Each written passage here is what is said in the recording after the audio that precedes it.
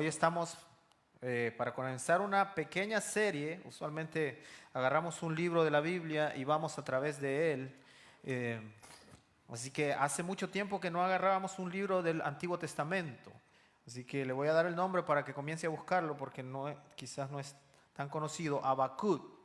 Así que váyase ahí a la mitad de su Biblia, más o menos, un poco más adelante de la mitad, pero va a encontrar ahí al final del Antiguo Testamento a Miqueas, después Nahum y después tenemos ahí al profeta Habacuc.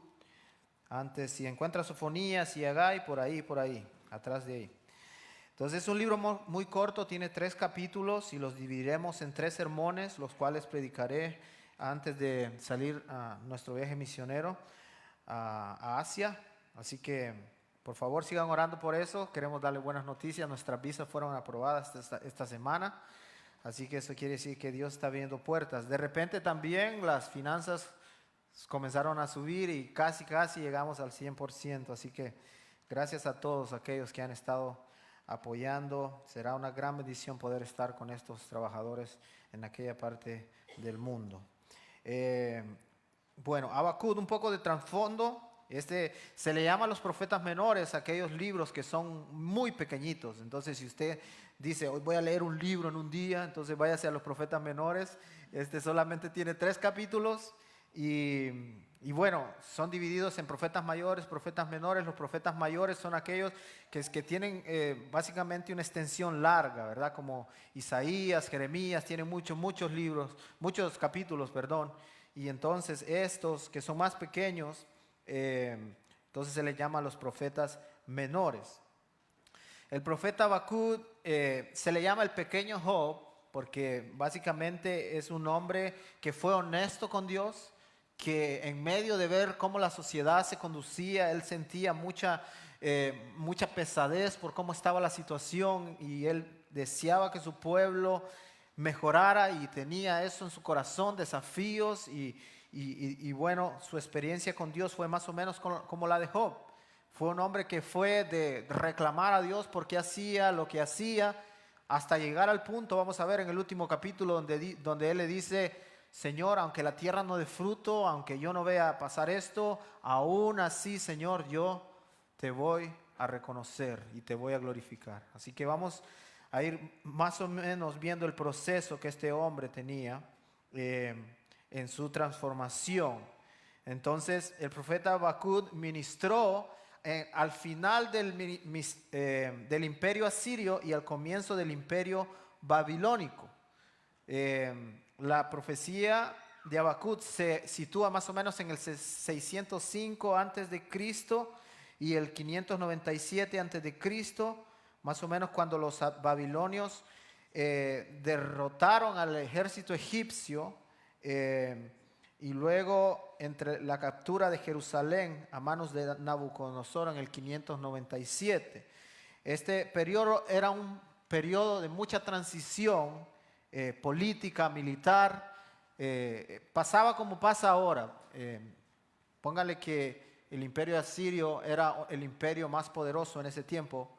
Luego Babilonia comienza a conquistar diferentes pueblos, ciudades, y luego se va haciendo más fuerte hasta que le toque enfrentar al más fuerte, que eran los asirios, ¿no?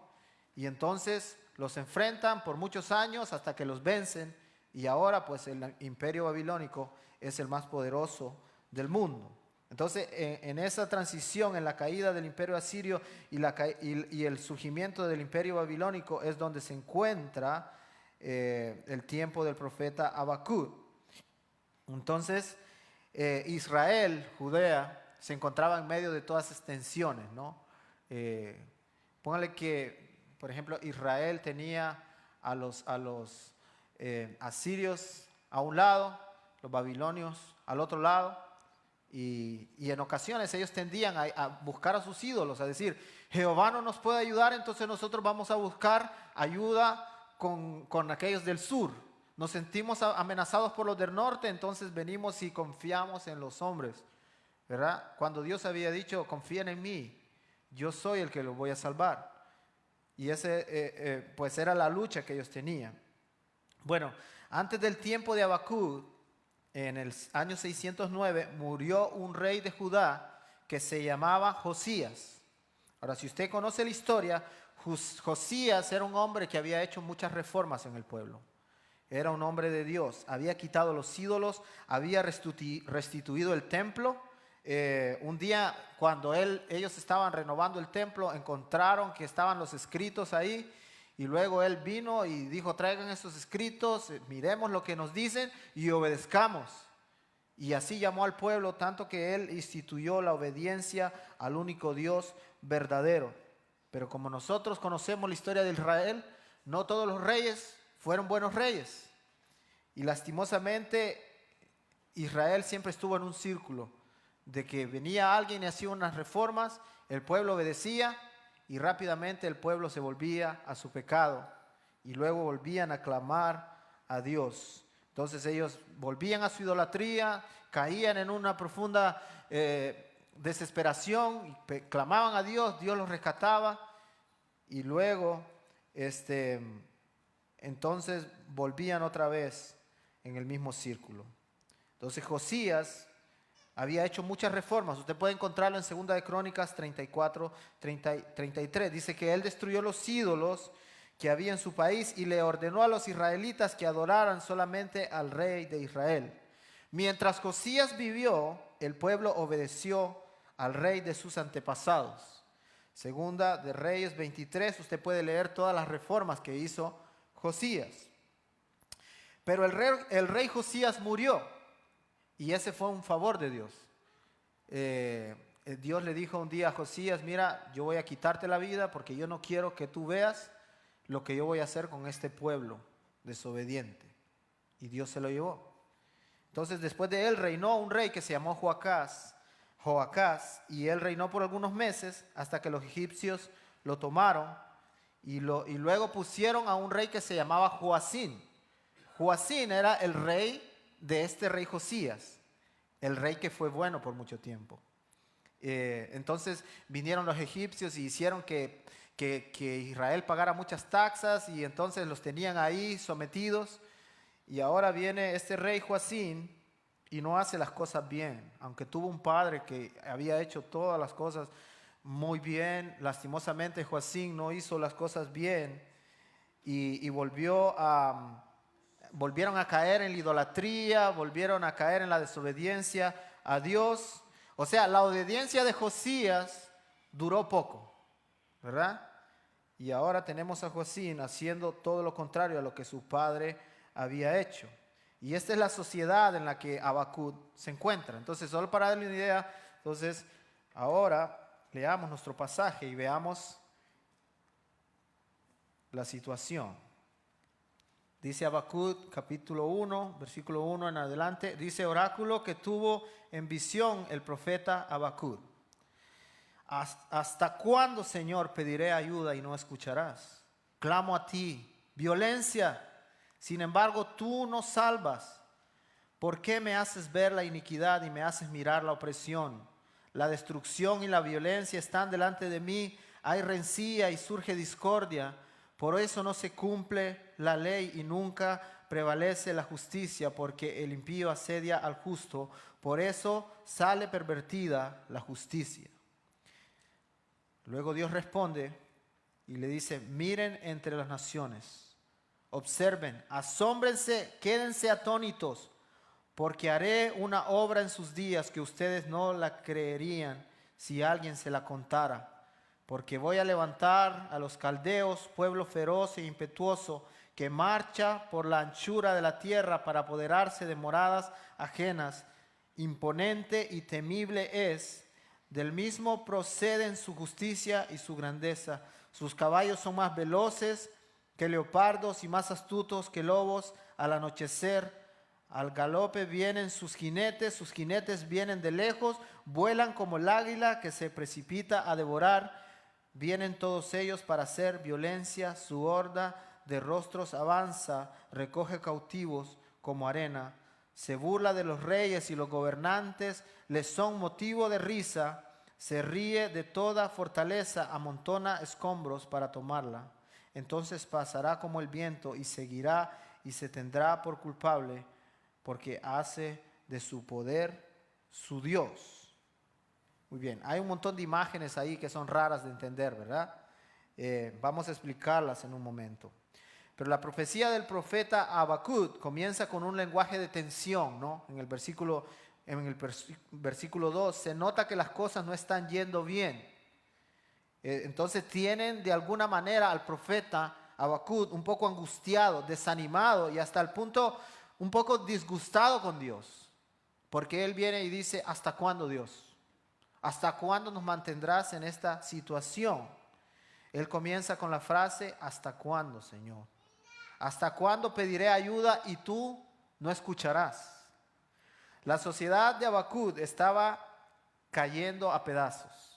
Habacuc aparentemente ha llevado un tiempo clamando a Dios y diciéndole, Dios, por favor, haz algo con la situación de nuestro pueblo. Por favor, haz una intervención divina. Y Dios parece no escuchar. Parece que él ha pasado mucho tiempo clamando a Dios y Dios parece que no escucha. El versículo 2 dice, ¿hasta cuándo clamaré a ti violencia y no escucharás? Aparentemente el profeta mencionaba a Dios las cosas que él vivía, la situación en la que su pueblo estaba. Dios, ¿no miras cómo este pueblo se comporta? ¿No ves lo malo que son estos hombres? La violencia reina y tú pareces no escuchar. Yo no sé si usted se ha encontrado en alguna situación así. Quizás no en la misma situación que Josías, pero en situaciones difíciles donde usted le pide justicia a Dios y le pide que Dios tome control de la situación y Dios parece que no escucha. Parece que nuestro Dios está fuera de la ecuación. Más adelante Josías va a entender que Dios nunca se desentiende de su creación, pero en este momento este es su sentimiento. A medida que nuestros corazones, mire que el corazón de Habacuc no está totalmente en contra de Dios. Él sabe de que Dios es el único que puede hacer que el corazón de este pueblo cambie. Entonces, él se preocupa por las cosas que le importan a Dios. Él se preocupa por justicia y lo que él le pide a Dios no es que mande fuego al pueblo, sino que Dios haga un cambio en el corazón del pueblo, de tal manera que este pueblo se vuelva a Dios y glorifiquen como en los años pasados lo han hecho. Entonces, a medida que una persona conoce a Dios, hermanos, entonces ahora ese corazón comienza a pedir las mismas cosas que Dios le agradan. Entonces, Dios odia la maldad, ¿no? Entonces Habacuc también odia la maldad y clama a Dios para que esa maldad se acabe.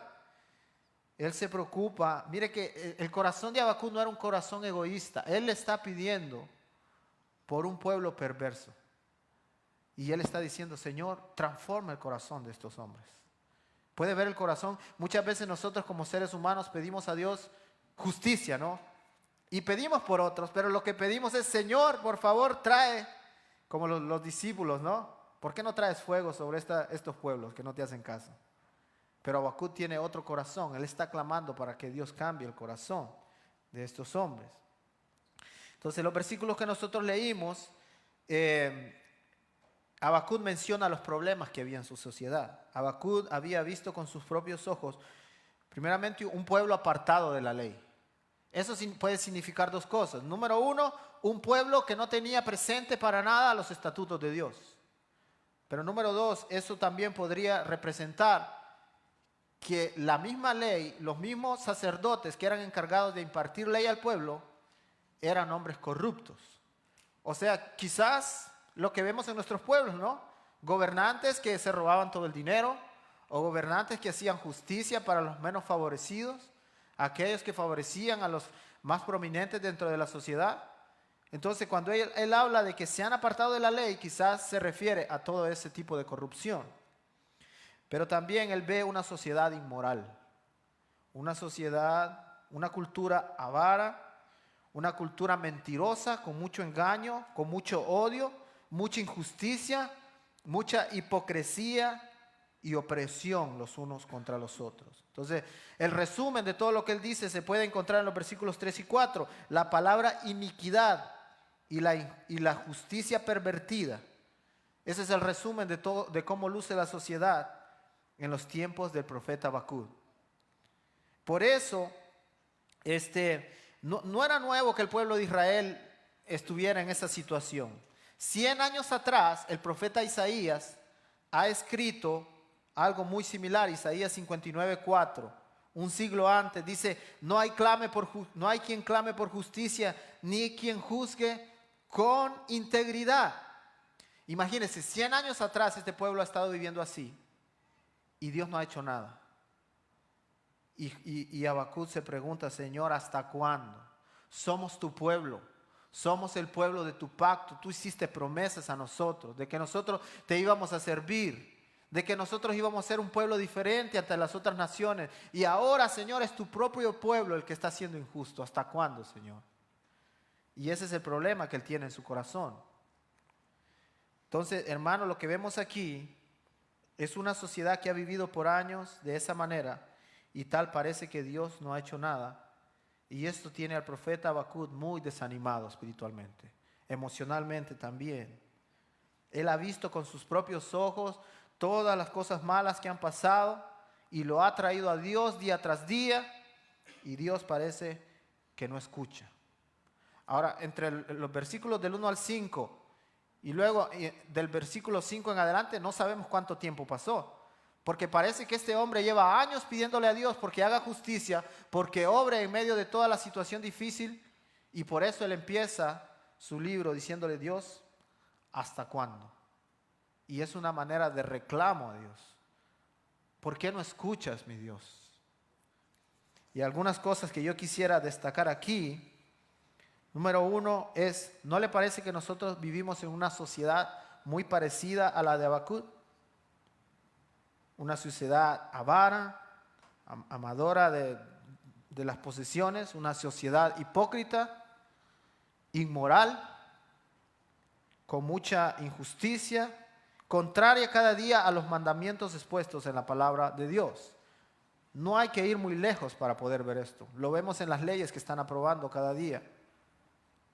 Claro que sí, somos una sociedad muy parecida. Hay muchas cosas que deberían preocuparnos ahora. ¿Qué es lo que vemos en los noticieros? Vemos terrorismo, asesinatos, un tipo de esclavitud moderna, tráfico humano, abusos políticos, engaño espiritual, hasta dentro de las mismas iglesias, desintegración social. Y sinceramente parece muchas veces que Dios no está presente en medio de todos estos problemas. Y aprenderemos que sí. Pero esto era lo que Habacuc veía. Note, en segundo lugar, que esta sociedad inmoral, no eran los pueblos inmorales alrededor de Israel los que estaban siendo inmorales. Era el mismo pueblo de Dios. El pueblo que Dios había redimido de allá, de Egipto, son los que ahora están actuando de esa manera. Y esto es triste, porque cuando la iglesia se comienza, o el pueblo de Dios comienza a parecerse y no hay nada de diferencia entre el pueblo de Dios y el mundo, es una decadencia verdaderamente triste. Y eso es lo que está pasando. No hay nada de diferencia entre Israel y los pueblos que lo rodean, igual de inmorales. Pero en tercer lugar, note eso, que muchas veces también podemos nosotros llegar a ser, como pueblo de Dios, iguales que el mundo. Y no nos estamos preocupando por cómo nuestra sociedad agoniza. El profeta Habacuc se dolía por cómo su sociedad estaba. Él decía, Señor, mira la depravación de esta gente, especialmente cuando ellos son el pueblo del pacto de Dios. Entonces, la realidad, hermanos, es que si a Dios le tocara examinar su pueblo, aquellas personas que se llaman su pueblo, su iglesia, ¿no? Muchos no clasificaríamos, quedaríamos en la misma manera que estaba el pueblo de Israel.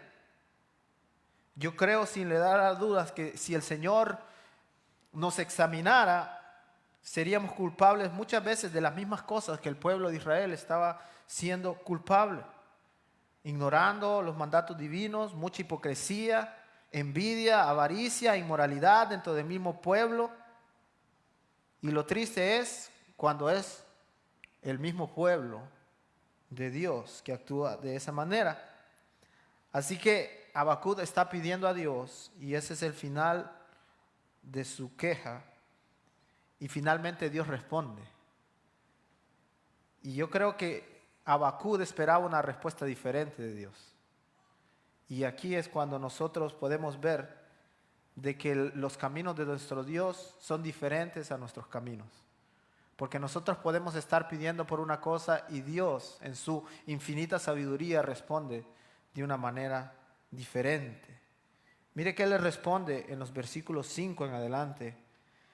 Y le responde para que Él le responde con 3 imperativos en el versículo 5. Le dice, miren entre las naciones, observen y luego asómbrense y quédense atónitos de lo que yo voy a hacer. Ahora, ¿qué iba a hacer Dios? Es la pregunta, ¿no? Y luego comienza con un montón de imágenes ahí que nosotros ya leímos, pero menciona un pueblo. Versículo 6 dice, porque voy a levantar a los caldeos, pueblo feroz y impetuoso, que marcha por la anchura de la tierra para apoderarse de las moradas ajenas. ¿Quiénes eran los caldeos? Bueno, los caldeos eran los babilonios. Y Dios le dice, asómbrate de lo que voy a hacer. Voy a levantar a Babilonia, y Babilonia va a ser y va a arrasar con todo el pueblo. Y lo vemos en la historia, ¿no? Israel fue llevado cautivo por los babilonios, sufrieron mucho, y fue por causa de su desobediencia. Porque en la promesa original el Señor les había dicho, si tú eres obediente a mí, entonces yo te bendeciré. Pero si tú eres desobediente a mí, entonces yo utilizaré las mismas naciones injustas para que tú sufras. Y eso es lo que está pasando ahí. Entonces, Dios, en vez de cambiar el corazón de su pueblo, entonces trae juicio a su pueblo. Diferente a lo que quizás Habacuc estaba esperando, ahora vemos que Dios actúa de maneras diferentes. En Isaías 55:8 dice, porque mis pensamientos no son vuestros pensamientos y mis caminos no son vuestros caminos. Así que en los siguientes versículos, Dios lo que hace es más o menos describir la maquinaria de guerra que tenía Babilonia. Ahora imagínense si hubiera sido en este tiempo que se hubiera escrito la Biblia, entonces hubiera dicho toda la maquinaria, ustedes van a ver todos los drones en el cielo y cómo las bombas caen en sus ciudades, ¿verdad? Pero en ese tiempo eran caballos, eran diferentes tipos de armas, eran hombres que cabalgaban. Entonces él habla de sus jinetes y cuán rápidos son, que son rápidos como águilas, dice, feroces, como diferentes animales. Y entonces lo que le está diciendo Dios a Habacuc es que este pueblo era la nación poderosa que Dios levantaría para juzgar a Israel. El versículo 6 dice, habla del hostil que los babilonios eran al conquistar, lo describe como un pueblo feroz e impetuoso. El imperio asirio era el más poderoso antes que el imperio babilónico. Desde el 626 al 609, estos dos estuvieron en guerra para pelearse el poder, culminando la guerra en una superioridad de los babilonios. Ahora, si usted lee la historia, pueden ver que estos hombres, los babilonios, eran unos hombres sin misericordia. No solamente conquistaban al pueblo, pero tenían una serie de sufrimientos que ellos ponían a aquellas tierras que ellos conquistaban. Si usted se va a la historia, se va a dar cuenta cómo ellos eran conocidos por infligir dolor a aquellos que ellos conquistaban. Y Dios dice, esto es lo que te espera, Israel. Este pueblo eran hombres que planificaban sus estrategias de conquista y con mucha velocidad. No tenían la tecnología que tenemos ahora, pero para ese tiempo estos eran hombres feroces. Y ellos habían aprendido con la práctica. Han estado año tras año conquistando otros pueblos, se han hecho tan poderosos que ahora para ellos es una risa decir vamos a conquistar al pueblo de Israel. Y este es el pueblo que Dios levanta para hacer sufrir a Israel. Eso, el versículo 8 dice, los caballos son más veloces que leopardos, sus jinetes como águila que se precipita a devorar. Y mire el versículo 10 dice, se mofan de los reyes y de sus gobernantes, los gobernantes son motivos de risa. Y luego el versículo 11 dice, se sienten tan orgullosos que hacen de su poder su Dios.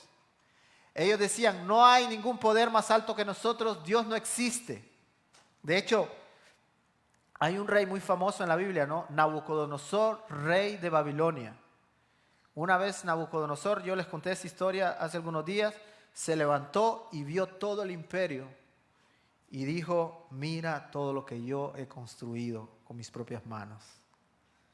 Y Dios le hizo entender a este rey que él no era Dios. Y lo dejó loco por 7 años, ¿no? Hasta que Dios mismo lo volvió a su cordura, lo volvió a ser rey. Y luego Nabucodonosor, rey de Babilonia, pudo decir un día, no hay Dios como Jehová. Así que se le quitó por lo menos a ese rey todo el orgullo que ellos tenían de creerse que somos el poder más grande que existe en la tierra. Pero esto nos lleva a nosotros a pensar, hermanos, no hay ningún poder en este mundo, no hay ningún gobernante en este mundo, no hay ninguno, aunque por más injusto que parezca, que Dios no esté en control de haberlo puesto ahí y que Dios va a hacer cumplir sus propósitos a través de él. Lo hizo con Faraón, lo hizo con muchos otros reyes. Así que la pregunta para nosotros, en medio de nuestro sufrimiento, yo sé que muchos venimos de diferentes países por diferentes situaciones, es ¿qué está haciendo Dios en medio de todo, en medio de todo el disturbio en el que se encuentra el mundo, ¿no? Y encontrar nuestro lugar en medio de todo el desastre que está pasando. Pero Dios está en control, hermanos, recordemos, aún de las grandes potencias. Ustedes saben que en Norcorea por muchos años ha sido muy difícil llevar el evangelio y nos preguntamos, ¿a dónde está Dios? ¿Por qué no hace algo? Pero Dios es el que pone y quita reyes y usa a veces las grandes potencias para traer juicio a aquellos que han sido desobedientes, aunque esas otras potencias también sean culpables de desobediencia. Y eso es lo que pasa con Israel. Entonces, en pocas palabras, Dios le daría, hermanos, a Judá una dosis de su propia medicina. Ellos han sido injustos por mucho tiempo en medio de su propio pueblo. Otro pueblo iba a venir y iba a ser injusto con ellos. Habían ellos provocado mucha violencia, no se querían entre ellos. Otro pueblo va a venir y va a hacer violencia contigo. Se habían aprovechado de los pobres y no habían cuidado del necesitado. Otro pueblo iba a hacer lo mismo con ellos. Y ahora sufrirían a mano de un pueblo feroz. Dios usó a Babilonia para disciplinar al pueblo del pacto. En ocasiones Dios tiene que sacudir a su pueblo porque la realidad es que es la única manera para que podamos entender. Así que no debería extrañarnos, hermanos, viendo cómo nuestra sociedad va, que en determinado momento Dios use diferentes naciones para poder sacudir a una nación que ha sido por muchos años una nación de Dios. Pero ahora hemos visto la decadencia de la sociedad. Y no debería extrañarnos, hermanos, que Dios algún día traiga juicio por cuanto nosotros nos hemos alejado de sus estatutos. Lo vemos día tras día. Las leyes que están siendo aprobadas, que son totalmente contrarias al diseño de Dios. Leyes sobre el aborto, negocios sucios, políticos en el negocio de la prostitución, mucha depravación, el sinsentido de la lucha contra el género humano, tráfico humano, son solo algunos de los ejemplos que nosotros no es necesario ir muy lejos para poder ver cómo está nuestra sociedad. De hecho, el I-20, la carretera que corre por Alabama, es uno de los corredores más grandes del tráfico humano. si usted no sabía. Así que la pregunta es, ¿cómo reaccionamos nosotros como iglesia ante el desastre que está pasando en nuestra sociedad? Y esas son algunas de las aplicaciones que yo quisiera sacar. Número uno, yo quisiera decirle, vamos a seguir estudiando más acerca de Habacuc, pero por ahora quiero decirle que tú eres una pieza importante para lo que Dios va a hacer en la nueva generación. O sea, tu influencia es importante ahora, cristiano, porque nosotros somos la sal de la tierra, la luz del mundo. Y si nosotros no cumplimos nuestra misión, entonces la oscuridad gana. Por lo tanto, tú como cristiano y la manera en que vives en tu sociedad importa. Importa no solamente para ti, pero importa para la sociedad entera, importa para la próxima generación y para la próxima generación que viene después de ellos. Así que tomémonos nuestro rol como cristianos de la manera que debe ser. Dios no nos ha llamado para que nosotros vivamos de la misma manera que vivíamos antes. Dios nos ha llamado ahora para que nosotros seamos luz de este mundo. Y en segundo lugar, yo quisiera decirte, viendo lo que pasó con el rey Josías y luego con su hijo, no nos garantiza nada que aunque tú hagas todas las cosas bien, tus hijos van a ser moneditas de oro, ¿no? Pero Dios no nos está pidiendo hijos perfectos. Dios nos está pidiendo obediencia. Y luego descansar en que solo Él puede hacer que nuestros hijos caminen en justicia. Se lo dejamos a Él. Hacemos nuestra parte como padres, hacemos nuestra parte en la sociedad y luego dejamos que Dios encamine a nuestros hijos. Dejémosle a Él lo que solamente Él puede hacer. De hecho, muchos de nosotros somos el milagro de Dios, de saber de que nuestros padres no caminaron de la manera en que debieron haber caminado y de repente nosotros estamos siguiendo a Dios. ¿Cómo sucedió eso? Es un milagro de Dios.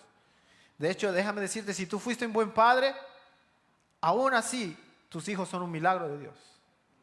Y hay que estar agradecidos con eso. Si Dios nos dejara tan solo un segundo, en ese mismo segundo le daríamos la espalda.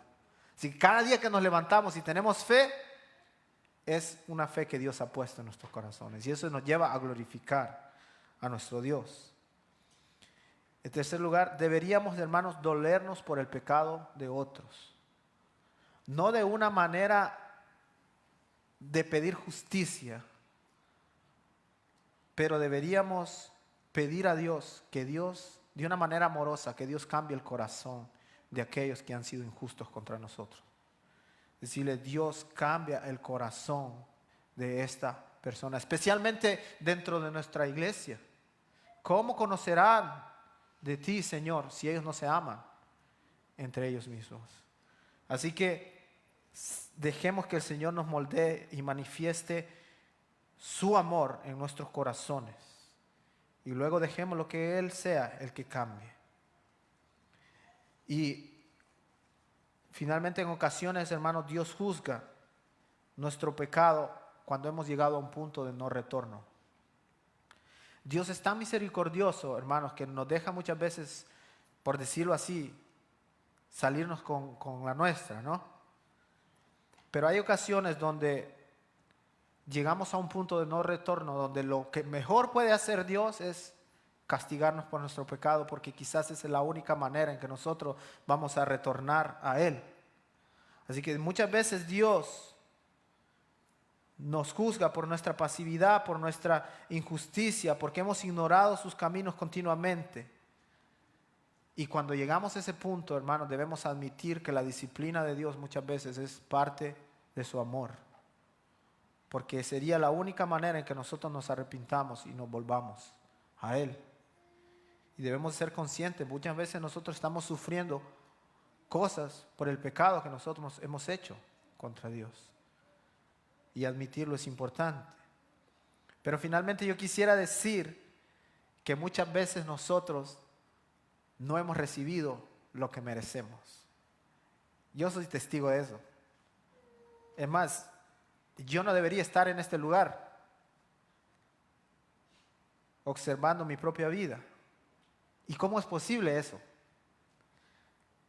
La única posibilidad es que tenemos un Dios justo y que muchas veces nosotros pagamos por nuestros pecados o Dios hace que alguien más pague por esos pecados. Y eso es justamente el Evangelio. La razón por la cual muchas veces nosotros no hemos recibido lo que nosotros merecemos es porque Dios llevó ese pecado en la cruz a través de Cristo. Y Cristo lo sufrió todo por ti. Lo que tú debías haber sufrido, las consecuencias que tú debías haber sufrido, se fueron en Cristo Jesús. Y eso es hermoso, hermanos. Eso es hermoso porque cuando nos preguntamos, Señor, ¿por qué tuviste misericordia de mí?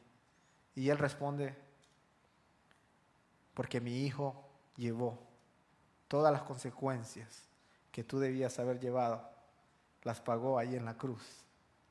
Hermano, eso nos llevaría a nosotros a caer postrados ante nuestro Salvador y decirle, Señor, realmente estoy en un lugar de privilegio. ¿A dónde estaría yo si tu misericordia no me hubiese alcanzado? ¿Qué futuro me esperaría a mí si tú no me hubieras redimido? ¿A dónde estaría mi eternidad, Señor, si tú no me hubieras buscado? Así que un sermón como este debería llevarnos a eso, a glorificar a nuestro Dios. Y si hay alguien aquí que quizás hoy dice, yo no tengo ese Salvador, yo ni siquiera sabía que yo soy imperfecto o que he cometido tantas cosas delante de Dios. Bueno, déjame decirte, hoy es un buen día. Es un buen día porque Dios ha orquestado que nosotros te llevemos ese mensaje de salvación. ¿Y qué tienes que hacer? Rendirte a Dios y venir a Dios a través de Jesús, porque Jesús dice, yo soy el camino, la verdad y la vida, nadie viene al Padre si no es por mí. Solamente a través de Jesús tú puedes arreglar tus problemas con Dios. Y vamos a ver más adelante en este libro que nadie en este mundo va a salirse con la suya. Dios un día hará justicia y va a hacerlo de dos maneras, o lo hará en Cristo Jesús o tú tendrás que experimentar la ira completa de Dios en el día final. Entonces hoy es un llamado para que tú le digas a Dios, yo hoy reconozco que yo te he fallado, Dios, y que soy un pecador y que necesito de tu gracia. Sálvame, te entrego mi vida y ayúdame a caminar como tú quieres. Vamos a orar.